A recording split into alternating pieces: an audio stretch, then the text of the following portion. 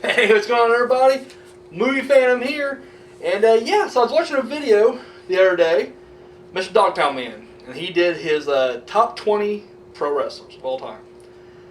And, you know, commented on everything else, and he's like, you should do yours. And I was like, you know what? I will do mine. So here we go. The Movie Phantom's top 20 pro wrestlers of all time. Alright. Now this is a tough one to actually put up together, but I'm happy with it. I'm pretty happy with it right now. Alright, number 20. I feel like he should be on this list because I should tell you right now, I quit watching pro wrestling like in 2007. I can tell you the exact week I quit watching was the week that it was the Tuesday night, because it was ECW. The last show I watched was ECW, and it was the Tuesday after Benoit killed the family and then did himself in. Because the Monday night was a big tribute show, and then when the details came out, they were like, oh shit, backing away. Well, they did a whole angle with Vince McMahon where he was just like, he was dead. Like, he blew up in a limousine. It was the most retarded fucking thing. I hated it. It was eating up tons of fucking time. Like, they showed that fucking clip like twice an episode. Like, you know, it was ridiculous. So he's out there like, well, you know, due to the, you know, nature of what happened, we decided, and I'm just like, I'm done. Like, there's literally nothing keeping me here now. Because he was one of my favorites, I ain't gonna lie. And I was like, this is just, and at that point, it just, all the wrestlers, like, we had a lot of new wrestlers I didn't care for, and a lot of the old ones were gone, so I was just like, I'm done. And I walked away. A couple years back, I hate watching this watch. A couple years back, me and a couple of friends, we were doing a pro wrestling podcast, and kind of got back into it slightly. So I kind of keep up with what's currently going on. Don't really watch a whole lot of it, though. That's the only thing.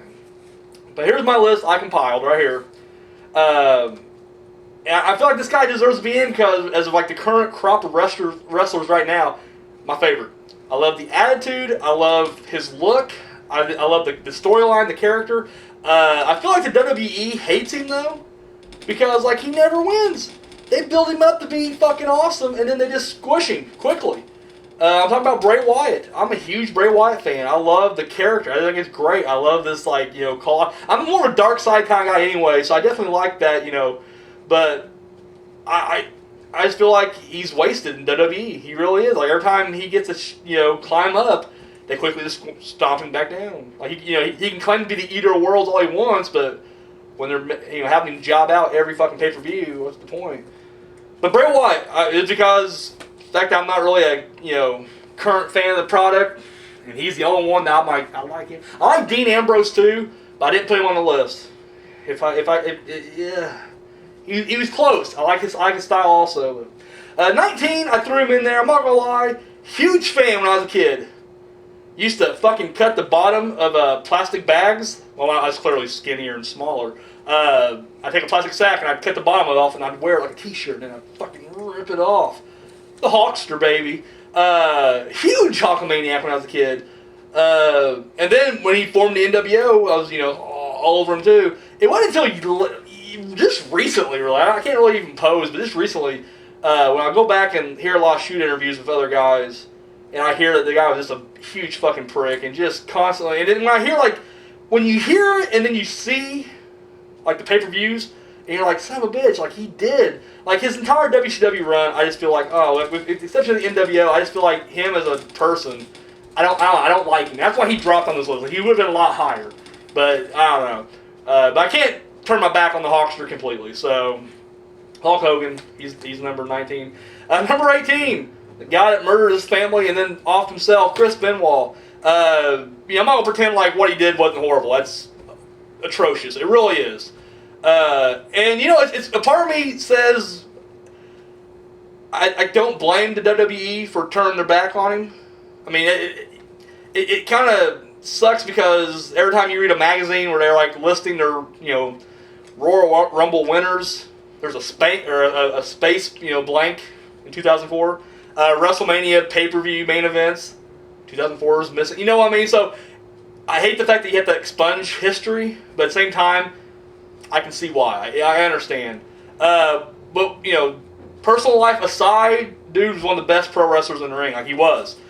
Huge fan. Always loved watching him. And this guy gave 110% regardless of what show he was on. I remember, I don't know if you remember the show Velocity, which was like, I think it was like what took the place of Shotgun Saturday Night there in the early 2000s.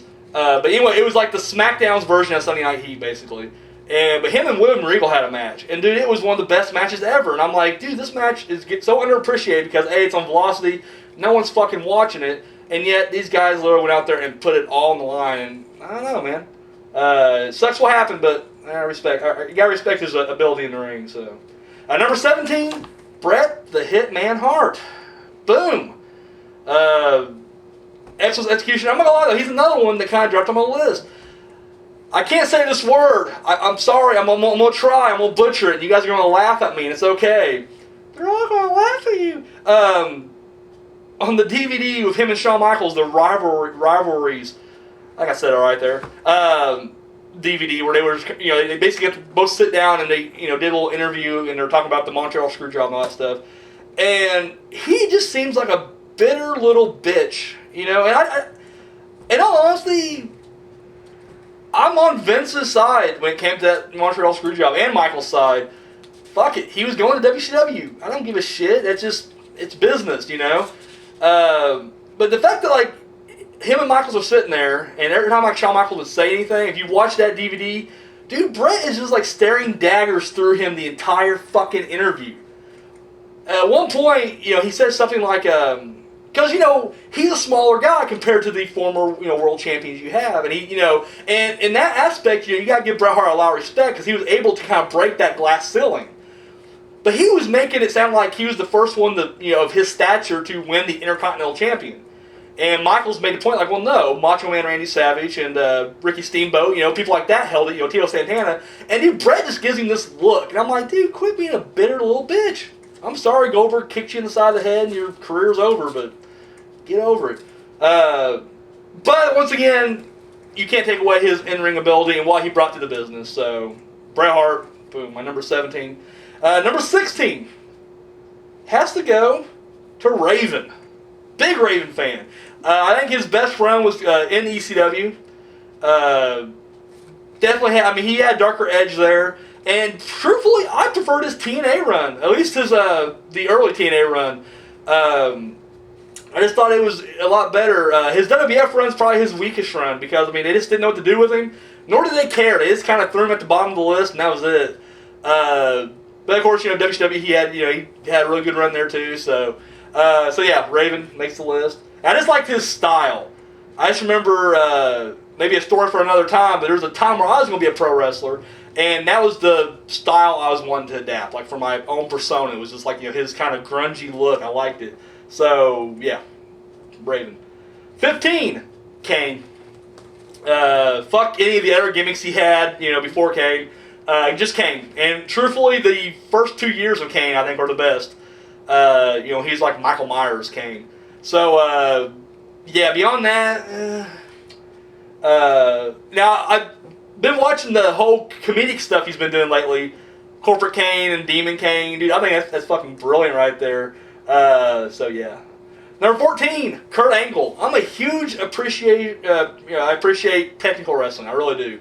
I like the entertainment aspect of it. In fact, a lot of the wrestlers that hired in this one lack technical ability, but to me, it didn't matter. Their characters were larger than life. But Kurt Angle's one of those guys that I just absolutely loved. I really liked him toward the end of his WWF career, or WWE, whatever you want to call it, when he became more aggressive. I like that. I remember he came out one time. He's supposed to fight Brooklyn Brawler on ECW, and he's kind of fucking headbutts him, and just always put on 10-star matches. Unfortunately, I do feel like he killed TNA, or he was the first step to killing TNA, because I was a big TNA fan there for a little bit, and when he signed with them, I was like, fuck yeah, and then when he fought Samoa Joe, I was like, holy shit, and the match was incredible, but it was the starting point of the downward spiral that would be, So, yeah. Number 13, Christian. Big Christian fan, and always feel like he's very underappreciated when he was in WWF, and I thought he was one of the better workers, and I just loved it. He was Captain Charisma. He was great. Really happy with the TNA, and finally got his world title there. Now, I realize he came back to WWF and he won a world title for like a week or something like that, but I wasn't around for that, so I don't know how his run went there, beyond that. But to me, he's always, one half of Edge and Christian, and it was great. It was a great tag team. I love the shit they did, and it's just funny as hell. So, number 12, Mick Foley. Any of the personalities, Mankind, Cactus Jack, dude, love, I guess. Mostly, I'm definitely a Mankind fan, especially 96, 97, when he would just kind of sit there and rock himself in the middle of the ring, pulling his hair out, fucking hitting himself. Loved it. I'm a horror movie guy, so that he was fucking creepy as hell right there. Don't get me wrong, loved it when he put the shirt and tie on and started doing goofy stuff. I was okay with it. And then, of course, the hardcore legend, Cactus Jack. I mean, what's not to love there? So, number 11, this may surprise people, because, he was a huge... But, and I do like him. I'm a huge fan too, but he's just not top 10 material for me. Stone Cold Steve Austin. Love the Rattlesnake. In fact, you know what? I'll throw it out there right now. I kind of hoped he'd come out of retirement to fight Undertaker. Because everybody's kind of speculating this is going to be Taker's last Mania. Is this going to be his farewell match? And everybody's like, well, who's he going to fight? And...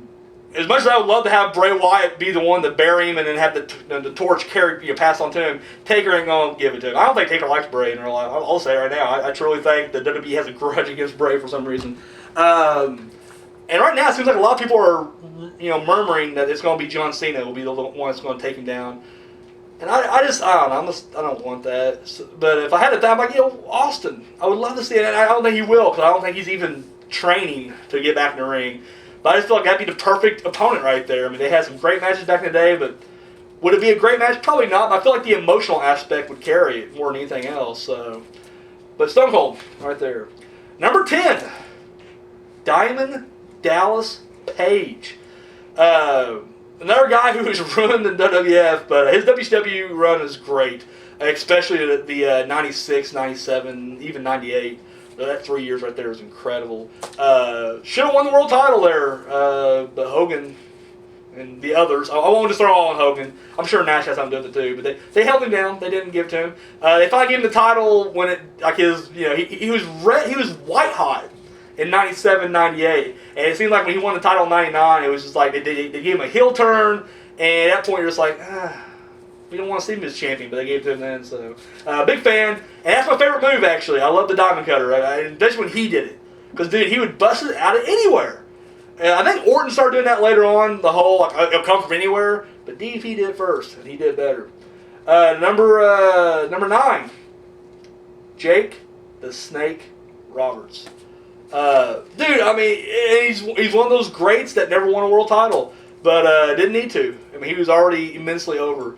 I hate the fact that he got addicted, whatever, and it kind of ruined his career. But dude, late 80s, early 90s, he was the shit. That's all there is to it.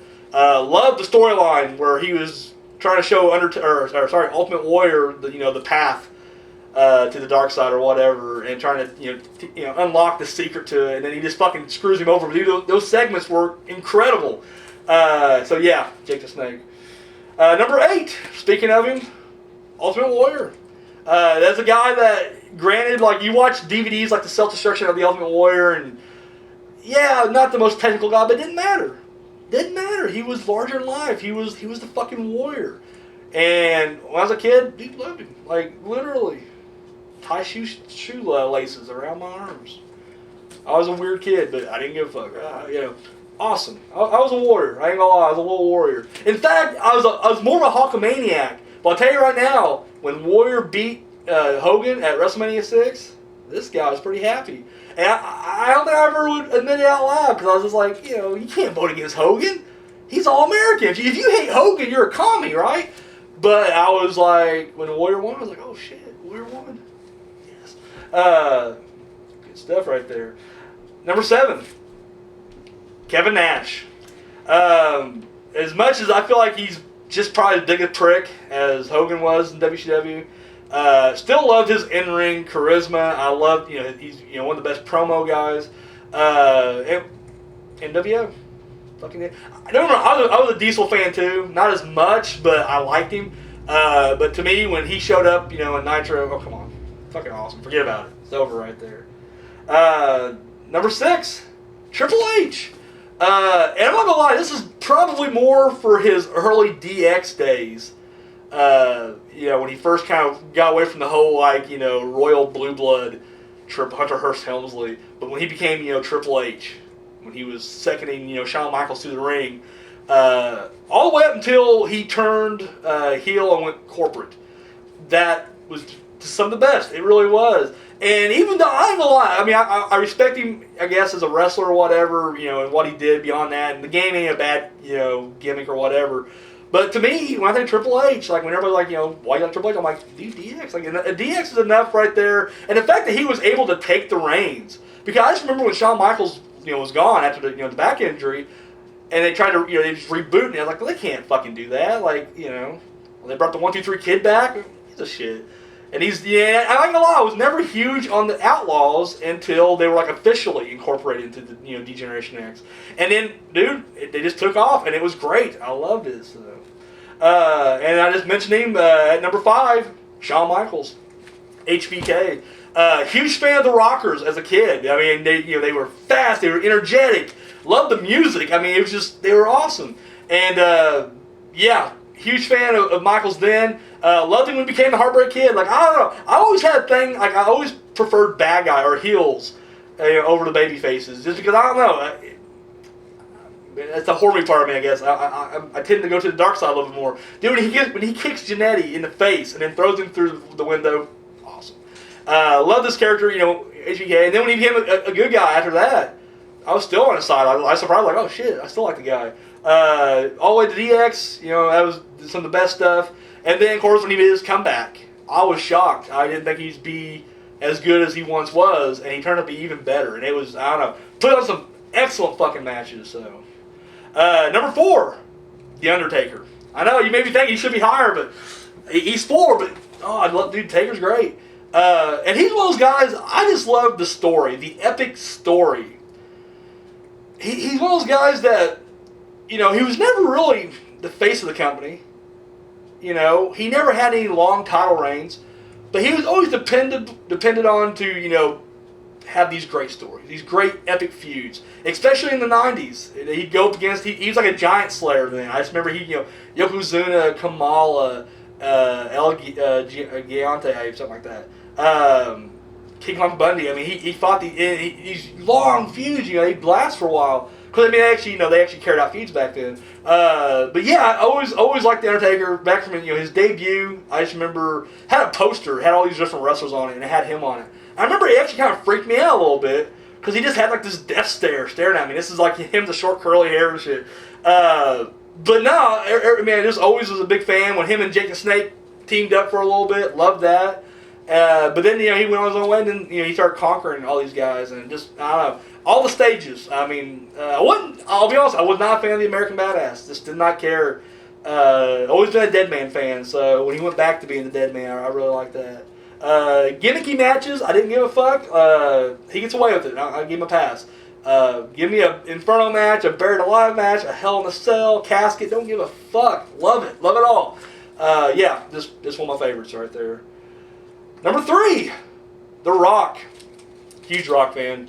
I remember even even though they were feuding with DX, even liking him in the Nation of Domination there for a little bit. And I wasn't never big on Nation, but when Rock took over, I was just like, oh, I'm liking this guy. And then he went corporate, and I was like, I can fucking forget about it. I loved him. I loved him as a bad guy. Then he went face, and he was even bigger. I was like, holy shit. Big fan, and he's just one of those guys that he's a showstopper. I know Michaels has that nickname, but dude, it's The Rock. I mean, every time that guy comes out there, the dude could be gone forever. Comes back, dude, it's his show. It's back to him, and he has the ability. He can put people over and never hurt him at all. He just has that power. He's great. One of my favorites. Number 2, Y2J, Chris Jericho. Big fan of his WCW run. He had this whole bit where he lost the cruiserweight title thing to Dean Malenko, And so he was trying to find a loophole, and it's in Washington, D.C., and they did, all these little skits of him, like, in the Library of Congress, and just trying to find it was great. And then, of course, when he went to, WWF, boom, forget about it. Blew up, loved it. Even though he went against The Rock, and early on, and at that point, I had The Rock over Jericho. But really, Jericho definitely won me over, I guess, probably in the early 2000s, I'd say. Because he just, another one of those hard-working guys. He went out there to 110% every single time. I always hated that when he won the title, the Undisputed title, he had to cheat to win. I always hated that. He beat The Rock, too, during the Invasion angle. And they were both still, like, in WWF. They weren't WCW yet. But he beat The Rock for the WCW title, I believe. But he had to cheat to do it. I hated that. I was like, really? Like, they don't have enough faith that, he can win without cheating. But it seems to be the story of his life. But it doesn't matter. He still puts on a hell of a show. And one of the best dudes on the mic, just, boom, bar none, Jericho, number 2. Number 1, Scott Hall, Razor Ramon. I remember being a little Hulkamaniac. I always rooted for the good guys as a child. And 1992, Scott Hall showed up. Razor Ramon, sorry. And, dude, just blown away. Loved the character. I didn't see Scarface at the time, so I was just like, this is original, new to me. Loved the, his little, things he would do, the toothpick and, the gold. He had the gold and he's oozing machismo. It was great. And I remember rooting for him and even feeling a little guilty, like I shouldn't be rooting for the bad guy, right? Like, and that's the first time I ever did that. Like, I never rooted for the bad guy until Razor Ramon came along. And then I started like, well, I like his attitude. He's great. Turned on Hogan completely. Like, fuck Hogan. Hogan who? It's all Razor Ramon right now. When he became a good guy, I was sucking him off hardcore. Huge fan. And then he left. And at that time, I didn't watch WCW, but I heard he showed up over there. And that was one of the factors that got me to tune in WCW, just like, we get the NWO going right now. And, dude, great. And he's another one of those guys who never won the world title. And it's a travesty. But once again, he's another one that was plagued with, a lot of personal addictions and stuff like that. So, but yeah, always one of my favorites. Big fan. And, yeah, so there he goes. There you go, man. That's my top 20 pro wrestlers of all time. Just my personal opinion, Excuse me. So, yeah, that's all I got. Till next time.